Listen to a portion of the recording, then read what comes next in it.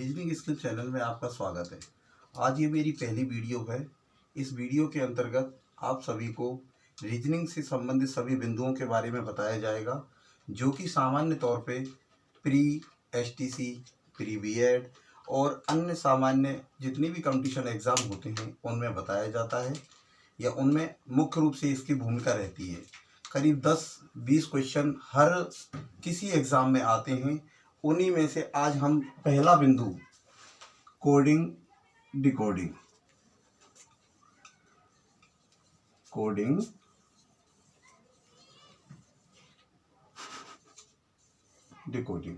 जिसको कि सांकेतिक कूट भाषा कहा जाता है। सांकेतिक कूट भाषा का मतलब होता है कि किसी भी प्रकार से उस भाषा को, कोई भी भाषा है, जैसे मैंने कोई शब्द लिखा राम, यदि मैं राम को राम ना कह के और मैं उसको इस प्रकार के कोई वर्ड या किसी एरो से उसको शो करूं तो ये उसकी सांकेतिक भाषा कहलाती है। इसी प्रकार से हम इसके फर्स्ट बिंदु में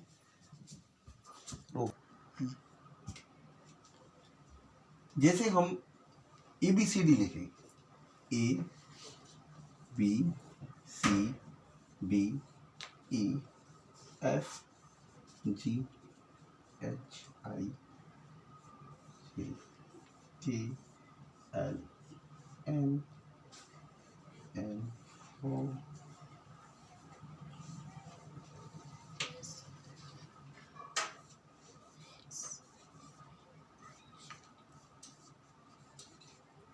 ये आपके इंग्लिश के 26 लेटर्स हैं।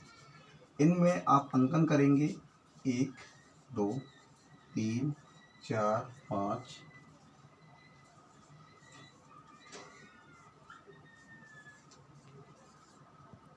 26।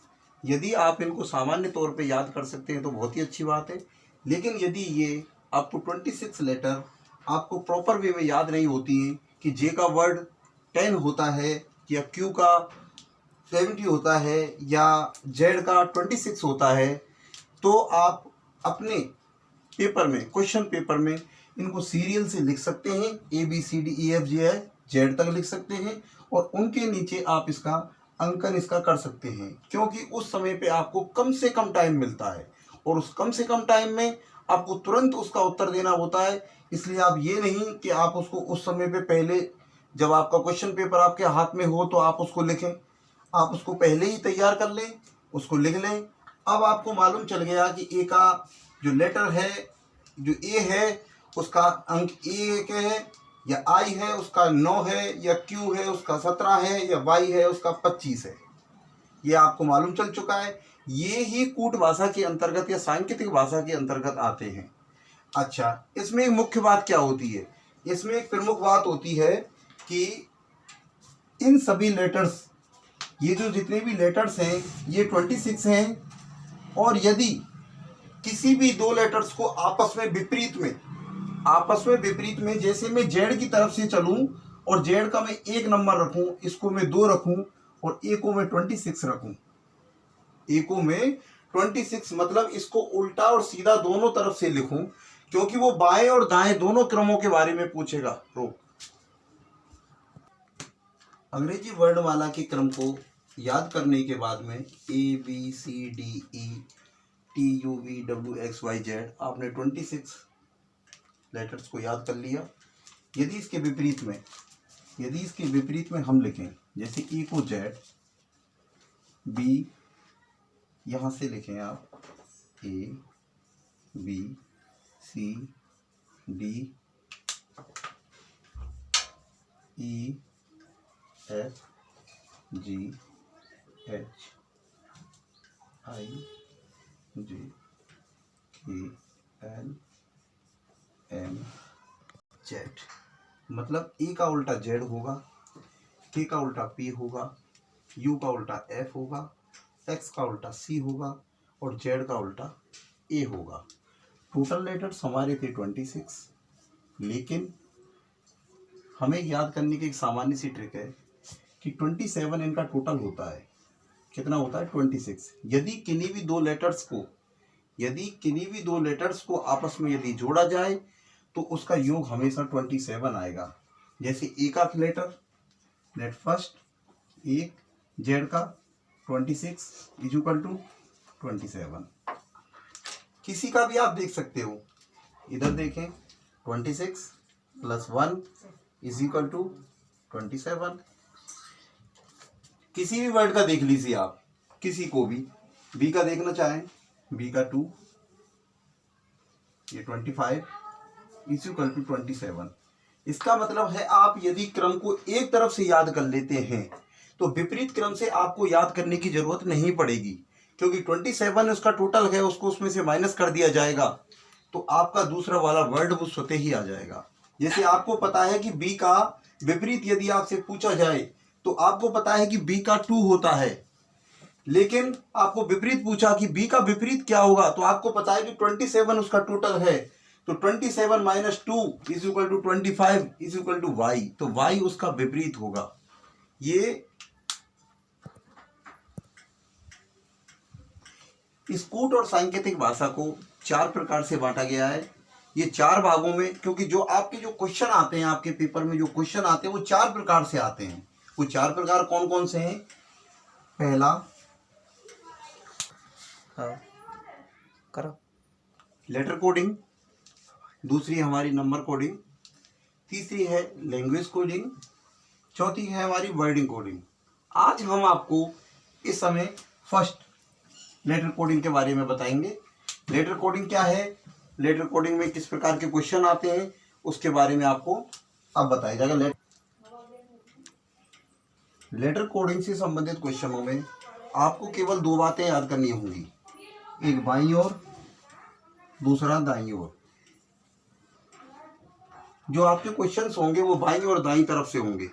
या तो वो क्वेश्चन के आधार पर आपसे पूछेगा कि वर्ड का बायां अक्षर कौन सा है या लेटर में, या फिर दायां अक्षर कौन सा है, इन दोनों के बारे में पूछेगा। आपके पास में आपको मालूम होना चाहिए कि आपने जो ABCD लिखी थी, ए से लेके जेड तक, ये आपका पहला था, ये 26 था। अब आपको सबसे ज़्यादा मुख्य इंपॉर्टेंट बात ये है कि आपको ये ध्यान रखना है कि इसमें से बायां तरफ कौन सा है और दायां तरफ कौन सा है। ये मुख्य बात है, यही आपके क्वेश्चन होते हैं। आप इस प्रकार से बोर्ड के सामने या आपकी कॉपी के सामने खड़े हुए हैं, ये आपकी कॉपी है। अब आप देख लीजिए आपका बायां अक्षर कौन सा है और दायां कौन सा है। अपने हैंड की तरफ देखिए, ये आपका कौन सा है, right hand, left right hand.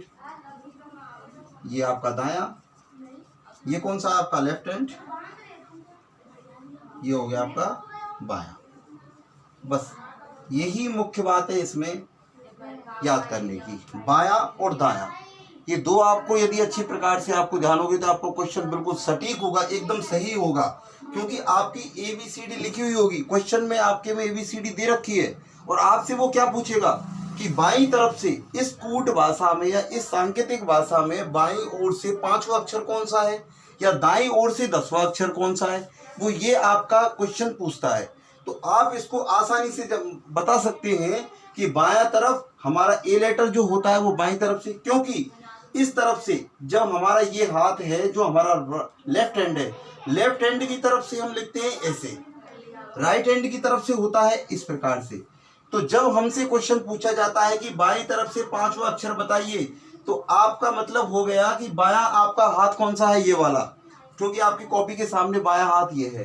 तो आप ABCDE, आपसे 5वां पूछा, आपने झट से आंसर दे दिया कि ABCDE, ई आपका 5वां अक्षर होगा। यदि आपसे दाईं तरफ से पूछता है कि दाईं तरफ से बताइए, आपको कि दाईं तरफ से पूछा कि वो हमसे 24वां अक्षर कौन सा है या 22वां अक्षर कौन सा है या 13वां अक्षर कौन सा है या 5वां अक्षर कौन सा है, तो आप दाईं तरफ से, इसका मतलब राइट हैंड की तरफ से और उल्टी तरफ से गिनेंगे, राइट हैंड की तरफ से, क्योंकि आपकी जो लाइन है वो इस प्रकार से बनी हुई है। ये लाइन इस प्रकार से बनी हुई है, ये लाइन आपको इधर की तरफ जा रही है और ये एरो आपको इधर की तरफ शो कर रहा है। ये स्पष्ट में आप इस बात को दोबारा से अच्छी तरह से देख लें, याद कर लें कि यदि जो आपका क्वेश्चन और दाएं और बाएं वाला है जो आपको आपके कंफ्यूजन पैदा करता है, वो यही करता है कि दायां और बायां कौन सा होता है। तो बायां तरफ ये एरो का निशान इस प्रकार से लगा दें, ये बायां होगा, ये आपका दायां होगा। यही है लेटर कोडिंग। कोडिंग डिकोडिंग में फर्स्ट स्टेप है या पहला जो बिंदु है वो लेटर कोडिंग का है, जिसमें बायां और दायां ये मुख्य रूप से आपको ध्यान रखने वाली बात है। लेटर कोडिंग डिकोडिंग में ए बी सी डी ये आपने सीख लिया, इसमें बाएं और दाएं के बारे में आपको जानकारी हो गई। इसमें मुख्य बिंदु जो आपको ध्यान रखना है वो आएगा अर्धांश वाला। अर्धांश का मतलब होता है हाफ, आधा। ये टोटल लेटर कितने हैं 26, आधे का मतलब हो गया 13 लेटर। फर्स्ट 1 2 3 4 5 6 7 8 9 10 11 12 13 यहाँ तक ये आधा। 1 2 3 4 5 6 7 8 9 10 11 12 13 ये दूसरा, ये पहला। ABCD में या इस कूट भाषा के अंतर्गत जो ABCD की कूट भाषा जो बताई गई है, इसमें कितने अर्धांश होते हैं? 2 अर्धांश होते हैं। प्रथम अर्धांश, द्वितीय अर्धांश। ये पहला अर्धांश है, ये द्वितीय अर्धांश है। आप यदि इस पहले अर्धांश के बारे में जानकारी चाहते हो तो इस वाले अर्धांश को भूल जाइए पीछे, क्योंकि आपसे क्वेश्चन पूछता है कि यदि पहले अर्धांश को बदल दिया जाए, यदि पहले वाले अर्धांश को बदल दिया जाए तो पहला अर्धांश कौन सा हो गया? ये वाला, क्योंकि ये 26 का आधा 13 लेटर है इसके अंदर, ये इसका पहला अर्धांश है। यदि इसको बदल दिया जाए तो बदलने का मतलब है कि ABCD का जो क्रम है वो कैसे हो गया? MLKJIHGFEDCAB, ये क्रम इधर से 1 2 3 4 ना होके 1 2 3 4 इधर की तरफ से हो गया। ये हो गया पहला अर्धांश का विपरीत और ये हो गया दूसरे अर्धांश का विपरीत। यदि इन दोनों को बदल दिया जाए आपस में तो क्वेश्चन आपके इस प्रकार से भी आते हैं कि यदि किसी सांकेतिक कूट भाषा में यदि ABCD में यदि प्रथम अर्धांश को बदल दिया जाए तो द्वितीय अर्धांश में 5वां अक्षर कौन सा होगा, या द्वितीय अर्धांश को बदल दिया जाए तो उस कूट भाषा में 10वां अक्षर कौन सा होगा। इस सब के बारे में ये आप आज इसके बारे में जो भी मैंने आपको कराया है इसके बारे में आप पुनः देखें एक बार। इसका बाकी का आगे के जो बिंदु है, जो सेकंड है, वो कल मैं आपको बताऊंगा। इसकी दोबारा से हम रिवाइज भी करेंगे, यदि कोई कमी रह गई है उसकी हम कल पूर्ति करेंगे। एक बार इसको इस पर देखें। धन्यवाद।